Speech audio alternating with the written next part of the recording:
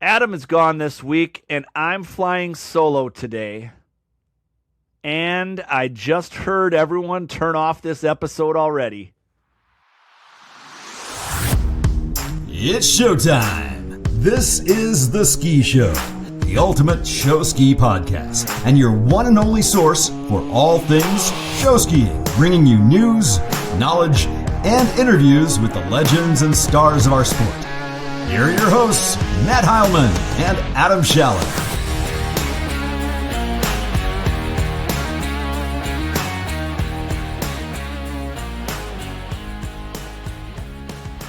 Welcome to the Ski Show, still the only media on the planet dedicated to this amazing sport of show skiing.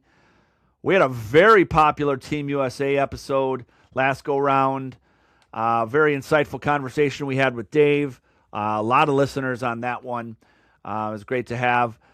This episode, we're going to be chatting with young, up-and-coming superstar, burst onto the scene last summer, Bryson Mace. We're going to talk to him all about his successes and his future as well. So we're looking forward to chatting with Bryson. Today's episode is sponsored by FlymanSkis.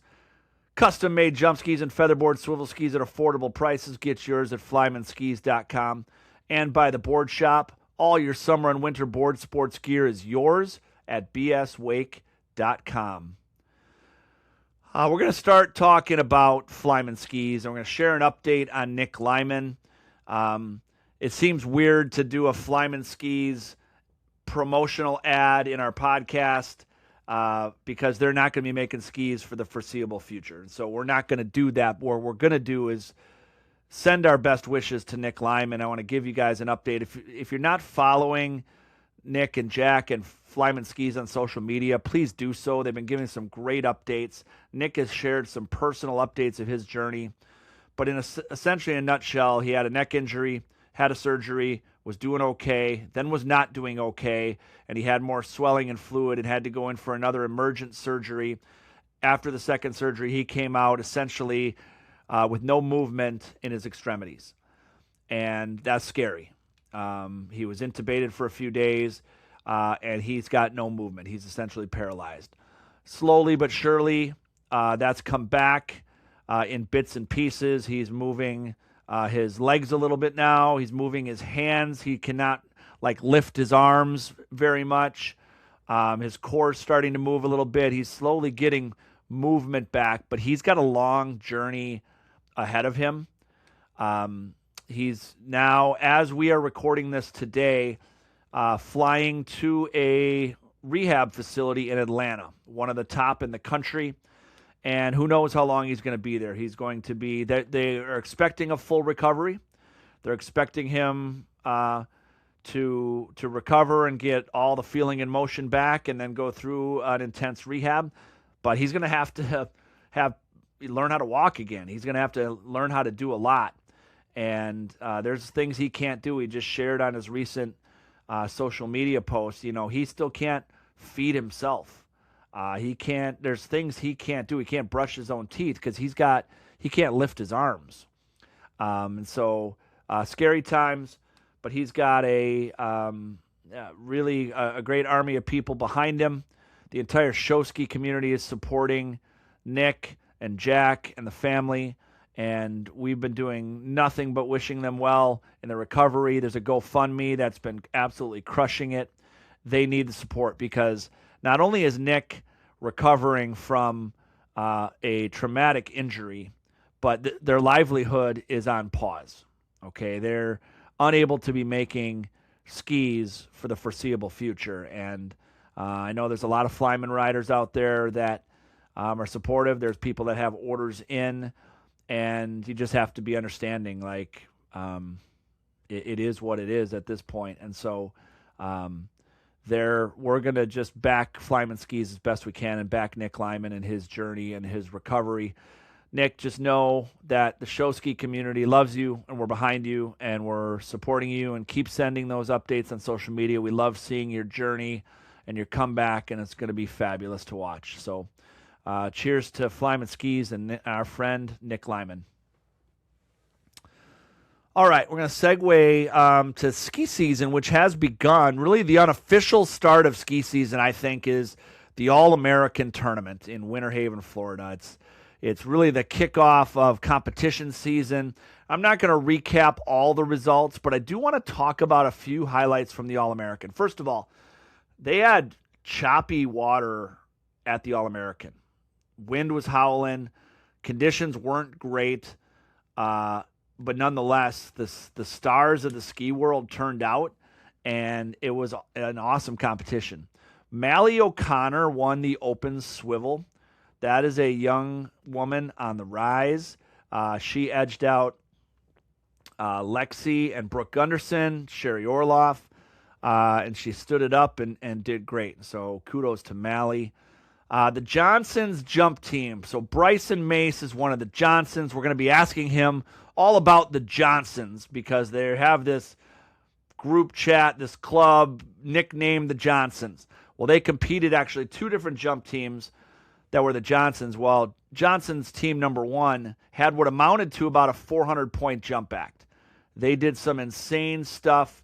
They had, I want to just read some of the stuff here they did. So they had Kale, Eli, Ethan, Brett Berglund, Luke Carson, Dallas, Alex Carrillo, and Bryson all on that jump team. And they did quad flip, triple gainer, gainer flip flip gainer, triple one ski gainer, gainer mob gainer, and gainer flip gainer. Now, they didn't make all of those. They had a few falls, but nonetheless, their difficulty scores were in like the 23s. And they had what amounted to a 400-point jump act, and they won the team jump. So congratulations to them. There's a specialty act at competition at the All-American, which is fun. You can enter any act, anything fun, anything different, any single act. But the St. Ange family won the specialty act competition. So that's fun to see them, Keith and Lauren and family. In the freestyle jump comp, so it was loaded, a huge lineup of freestyle jump. Cal O'Connor took first place, and he beat a lineup. I'm just going to list off names of people who participated. Bryson Mace, Cale Duquesne, Ethan Scholda, Logan Fedorowicz, Nathan Fedorowicz, Eli Carson, and Cal came on top of all those guys. Amazing lineup. Cal made a front half. Now, he does his with the boat going Texas style because he is left foot forward, and so it allows him to land open to the boat. He made and he attempted front halves at Nationals last year, was not successful. He nailed his front half, and his front half outscored Eli's, which ended up being the difference. So Eli Carson took second place. He also made a front half. But Cal, his front half outscored Eli's, and I think that ended up being the difference. Bryson made a back half. He fell on a front half and a double front attempt. Logan Fedorowicz made a one ski 720. One ski 7. Several guys only made one jump. Now, rough water, sending it, full send on some really difficult jumps. A lot of guys like Ethan, Cale, Logan, Bryson only made one jump. And so they ended up finishing a little lower by not scoring two jumps. But nonetheless, despite the rough water, there were two front halves made, one back half, one mob, and one 720. Pretty cool stuff. Time to get to today's featured interview. He has split his time over the last year with Cypress Garden Ski Team, the Rock Aqua Jays. He's off to SeaWorld this summer. Last summer, not only was he a part of the RAJ National Championship, but he also took first place in the freestyle jump at Division I Nationals. He made a one ski mob, a front half, and a back half. Arguably the best performance in the history of freestyle jump at Nationals. Let's say hello to our guest, Bryson Mace. Hey, Bryson, what's going on, buddy? It's going good. How's it going? Good. So you hear that introduction. I repeated what you did at Nationals, and because I was looking at it, and I do believe it's one of the greatest performances in freestyle jump at D1 Nationals. When you hear that, does that resonate with you? That it definitely does. That was definitely one of my best performances I've ever done. I was Yeah, so happy that I got to put it all together there at D1 Nationals yeah, that's for killer. my So first time ever competing in it. that's awesome, man. We're gonna chat about that in a little bit. But I just was thinking that we introduced you, like, what a wow moment to think about that. Someone your age having that historic of a performance at nationals is pretty awesome. I want to take us back to when and where you learned to ski when you were a kid. What I mean, you're still a kid, but when you grew up, when and where did you learn how to ski? So we moved down to Winter Haven, and I moved on to Lake Daisy, and across the street was the O'Connors, and they were, of course, big into skiing, and that was around the time Cypress Gardens had just started. Yeah. So they would take me skiing across the street and got me to join the team, and then that's At where it what all kind of age? began. I was 5 years old Wow. when I So first started skiing and joined a team. Lake Daisy is where we held the first Team USA practice uh, on Lake Daisy in 2012. How old were Wow. you then? Were you there then? No, that was probably just too early for you. I was living in Cypress Woods there, which is a neighborhood almost connected to another neighborhood on Lake Daisy Yep.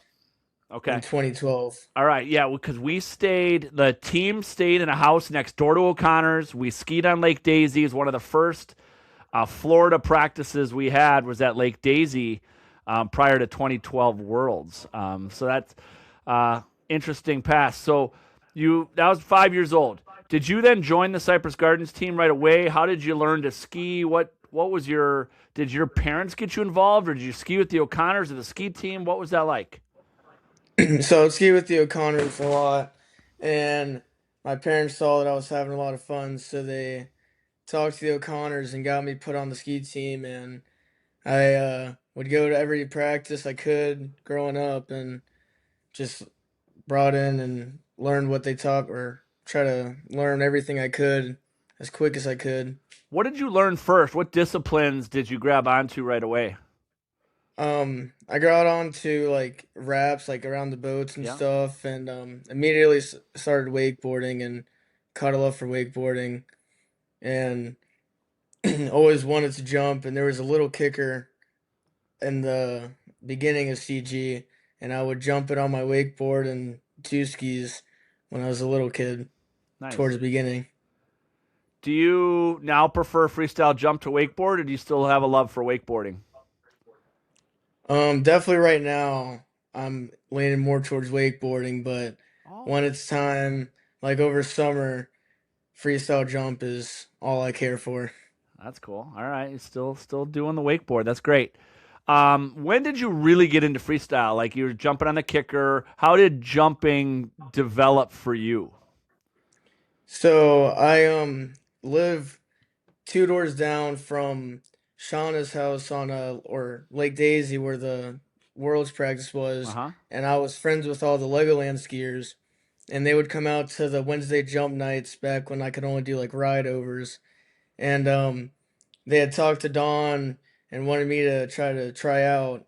So then that's when I decided like I want to start trying tricks, and it actually took me like, or I started trying to helis, and then it took me almost a year to do like start making helis, and then I kind of lost hope, and then they started talking Dawn again, and then I got my helis and flips, Cool. and then How old were all you when through you started Legoland. working on those helis?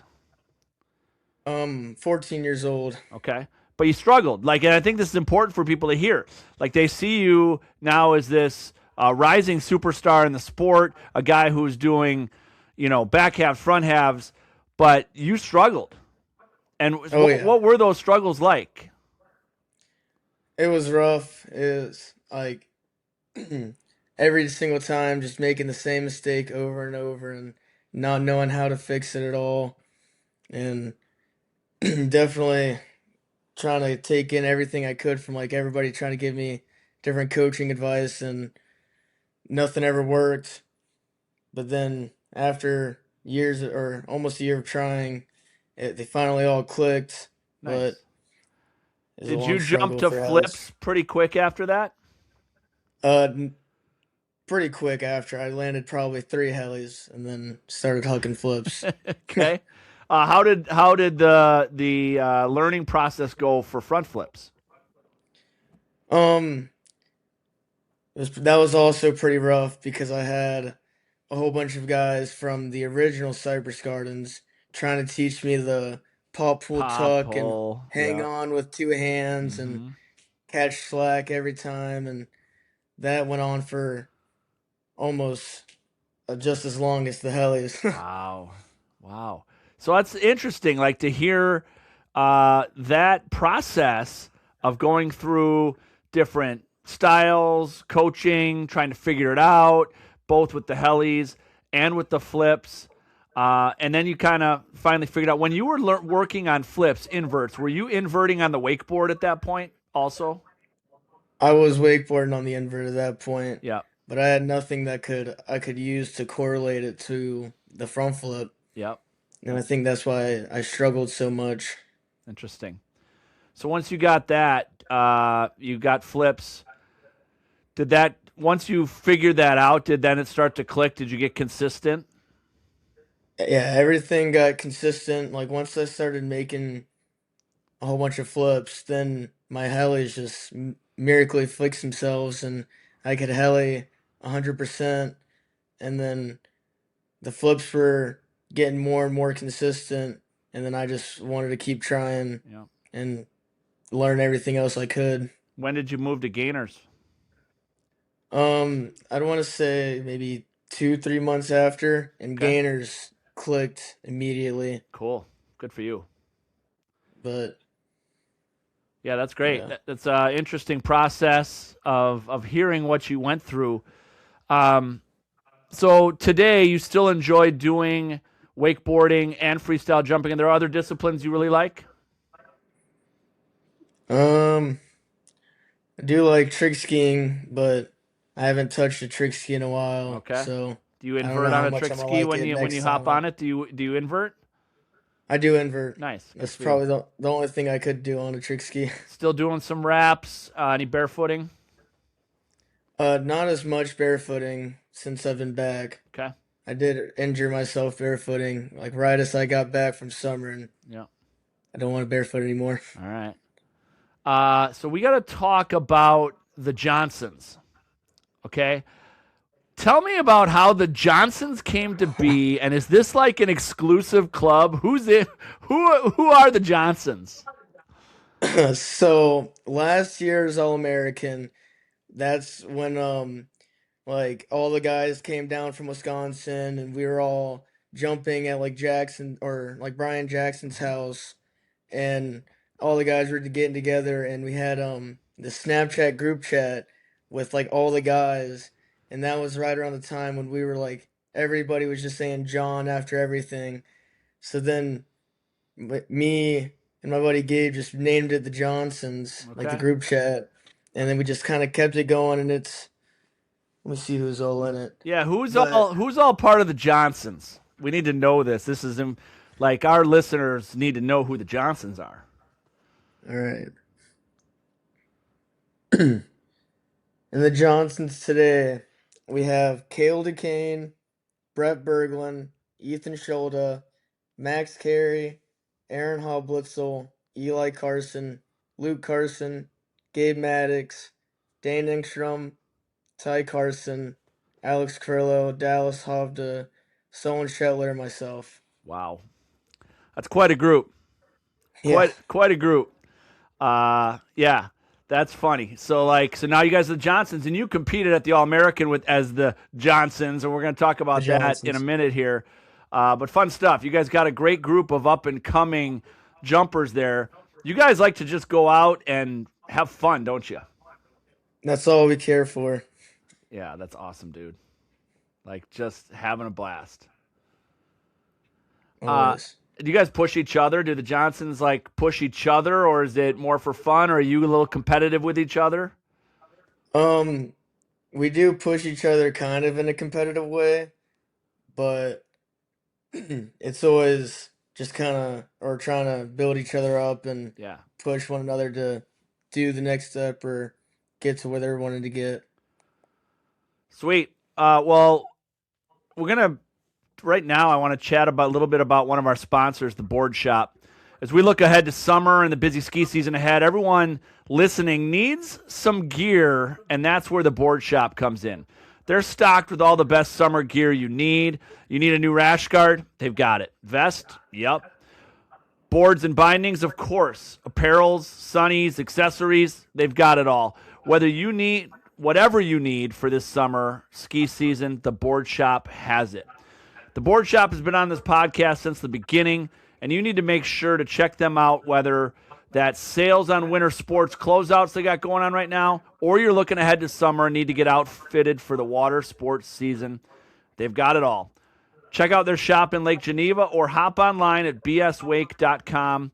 That's bswake.com. All right, Bryson, I want to do a new segment with you sponsored by the Board Shop, and it's called Rapid Fire. Are you ready for this? Oh yeah. I'm going to just fire off a question. The first thing that comes to mind is what you got to spit out. So these are rapid fire questions. All right, here we go. Who is the best current freestyle jumper? Ethan Scholda. Who is the best freestyle jumper of all time? Pete. What is the best ski show of all time? The first Lego show. The first Lego Brickbeard's Bounty. Okay. Will Sarah Fedorowicz make a back half? Of course. Of course. Who will be the next to make a front mob? Eli Carson, probably. Who is going to win freestyle jump at nationals this year? Ethan, if he competes. What's the stupidest thing you've ever tried off the jump ramp? A front mob. Which of the Johnsons is the biggest partier? Brett Berglund. Who is a name the show ski world should watch out for in the coming year? Kyle O'Connor. All right. Ladies and gentlemen, that's our new segment sponsored by the Board Shop called Rapid Fire. Well done, Bryson. That was great. All right. I want to fast forward, or I want to rewind, actually. I want to talk about last summer. How was your experience with RAJ last summer? It was amazing. I would do it again a million times. What stood out about that compared to the CG team you've been on? What was different, similar, fun? They're very similar, I will say. I did like how welcoming and open RAJ was and how kind of I got there. Yeah, I kind of I don't really know how to explain it, but it was very opening and they understood everything. They didn't treat us like we were just me and Eli as these golden childs. They just treated us like any other team would, like how CG would treat us. Yeah. That's great. What was your experience like competing at nationals with the team? Both Wisconsin State and nationals, because Wisconsin State's massive and you've never been there. I don't assume you've ever been there. No, it was it's kind of scary, a lot of pressure because I've never seen a ski tournament anywhere near that size in my life. Yeah, and that red sand beach when it's full, pretty wild, huh? Oh yeah, it's crazy.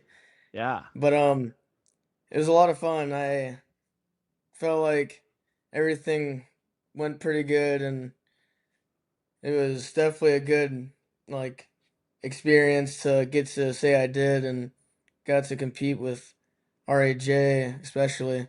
Yeah, that's fun. Good for you. So RAJ won the national championship as part of the team. You were the Division I national freestyle jump champ. What were your expectations going into that particular individual competition? I was very nervous because leading up to it, I could not land backwards to save my life. Hmm. Like I was supposed to be doing discos in the show, and then I had told Dave that I don't want to land backwards because I'm scared I'm gonna fall. And Because they had you doing either a front or back half off the kicker, right? At one I point? was doing kicker front half, Yeah. and my discos just got such in a weird slump that I couldn't make them like at all leading up to the 2 weeks Yeah, I remember you coming coming up up to the to Mad tournament. City too on our kicker and hitting it at one point. Yeah, Yeah. yeah. So you were slumping But on that. So you were nervous going in. So you did not have high expectations. no, not at all. Okay. What just prior to that, had you started making some backlanding stuff, or were you like literally slumping into Friday of nationals? The night before, after our ski show, Dave told me to go take a set, and I stuck two front halves and caught a back edge on a back half, and then stuck the next one. Nice. So that kind of gave me some hope, and then I got nervous because they always say you do really good on the night before and then mess it up the day of. But Are you how's your mental game going in? Like, do you I hear you talking like you're kind of playing mind games with yourself going in. Is that the way you are, or are you confident in your abilities when you step on the water? I'll play mind games with myself leading up to it, but like once I'm like in the moment or like once we're like kind of standing in the skiers area getting ready to go off and I'm watching like all my buddies go off and ski, then that kind of just switches off and Yeah, I'm just there to ski and try to do my best and have fun. that's great. Are you strategic about the jumps you want to do, the scores you want to have to finish higher, or are you just trying to full send your best tricks and hope for the best? Just send my best tricks and hope for the best. Okay. Because other guys like strategize, like Kale is very strategic. He Yeah, watches what Kale. others are doing. He might scale back. He might ramp it up. Um, Others are think about the strategy more. Others don't. Some just worry about themselves. Like, here's what I'm going to do. Whatever happens, happens. Yeah, definitely. Okay. So after you nailed those three jumps, let me repeat for our audience: one ski mob, one ski front half, one ski back half. You nailed all three. What did that feel like? It felt electric. That was probably like the most excited I've ever felt in my life, and I remember your fist pumps, man. I remember seeing you on the water. I was just jumping around. I couldn't believe it. It was so happy. You were so It's so stoked in awesome. that moment, and that's so fun. Like, it's one of my favorite things about sports. Like, I've talked about this on this podcast and with other people. Like, sports are amazing when you see someone work so hard to achieve at the highest levels and then they do it, and that moment of euphoria, of accomplishment. Like, you see it in the Olympics, you see it in all sports at the highest level, March Madness, like you name it. I love Yeah, watching that and seeing you be so excited in that moment was so fun, dude. That was so great. yeah, it was awesome. When I you think landed about them that all the third time. jump, or even after your second jump, did you think you had won, or did you know you won, or not? Uh, I didn't. I thought for sure that I was gonna take second place because how big Kale's back half was and how Mm-hmm. huge his mob was. Yeah, so Kale stuck two. Now I don't think I don't have it in front of me, but the margin of victory was kind of close. Um, Yeah, but I think your front half proved to maybe be the difference there, huh?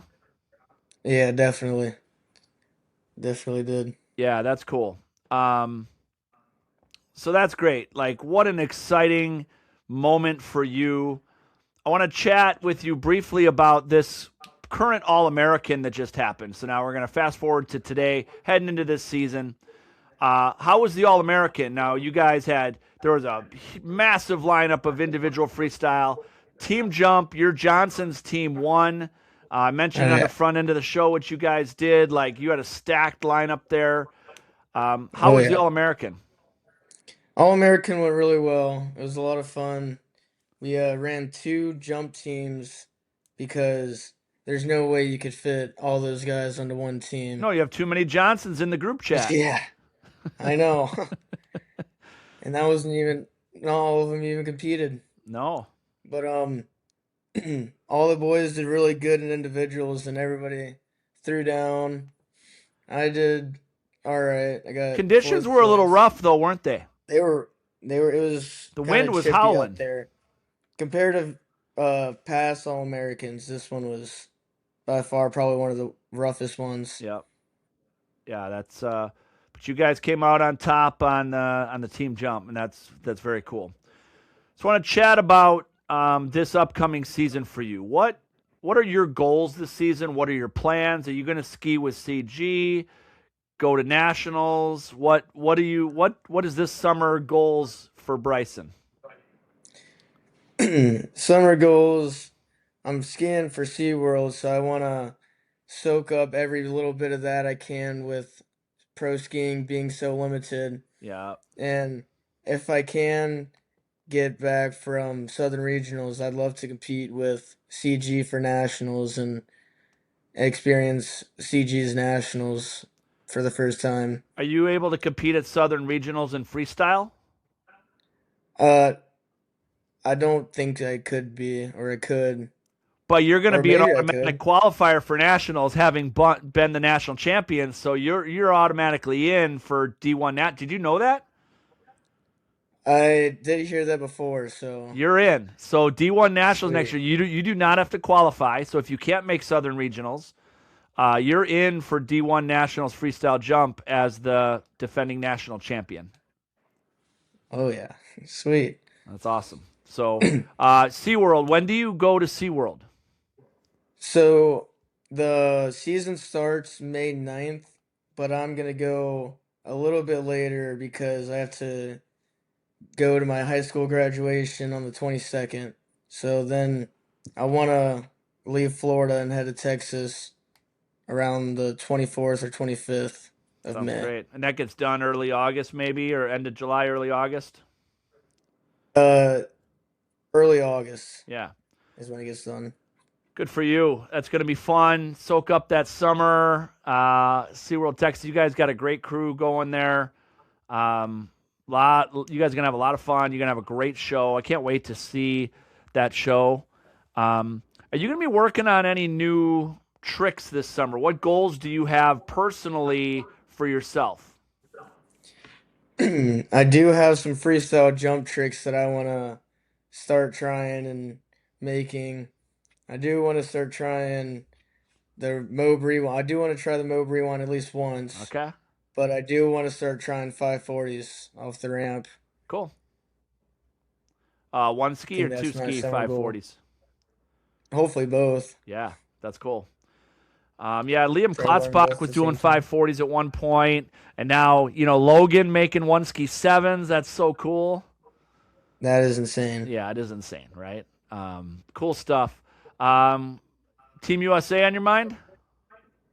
Oh, yeah. It's on my mind. All right. Well, applications are going to be coming out this summer, so we'll be looking for yours. I'll be there, and I'll send one in. Awesome. Well, Bryson, this was great conversation. I love catching up with you. Probably overdue after your national championship last year, winning freestyle jump. You've been killing it.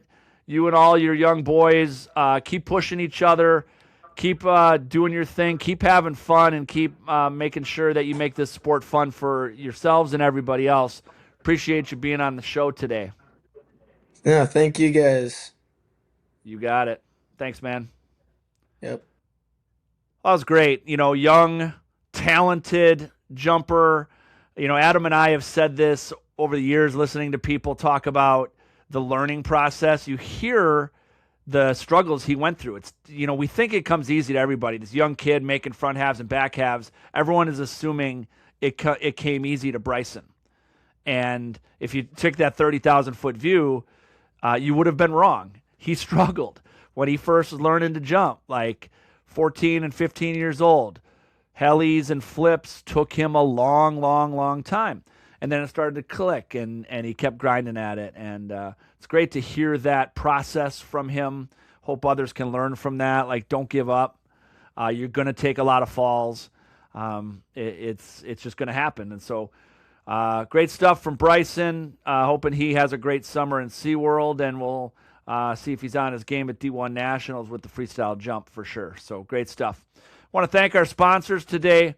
Thank you to FlymanSkis as always. Again, best wishes to Nick Lyman and his recovery. As we talked about earlier in the episode, they're going to be struggling for a couple months, but we're here, and everyone in the sport needs to rally behind FlymanSkis. And thank you to the Board Shop. All your summer and winter board sports gear is yours at bswake.com. Thank you to all our listeners and viewers. This is Matt without Adam, and this is The Ski Show.